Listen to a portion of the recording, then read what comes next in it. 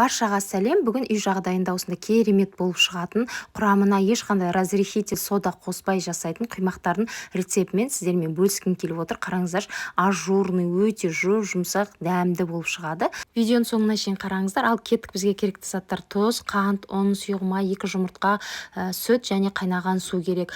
2 жұмыртқамызды шағып аламыз бір ыдысқа, оның үстіне қантымызды қосып, жақсылап араластырып аласыздар. Сүтті міндетті түрде бөліп қосыңыздар. Осылай қосып аласыздар. Енді ұнды қосамыз. Қараңыздар, жарты-жартыдан қосасыздар. Сол кезде ерекше керемет болып шығатын болады.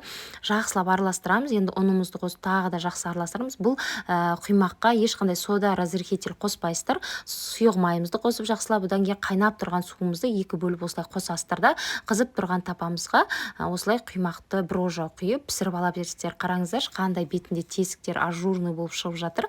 Өте дәмді, ерекше болып шығады. Дәл менің осы рецептімен жасап көрсеңіздер, сіздердің құймақтарыңыз бір жасағаннан сәтті шығатын болады. Көресіздер, себебі бұл рецепт өте ерекше, және де күнде таңертең таңғы асқа немесе 5-тің шайына дайындап жүрсеңіздер, тез-ақ дайын болады. Қараңыздар, менде осы порциядан 17 штук құймақ шықты. Сіздер көбейтіп істесеңіздер болады. Өте керемет болып, дәмді, балалар шағама, отбасыма қатты ұнады. Сіздер де жасап көрсеңіздер болады.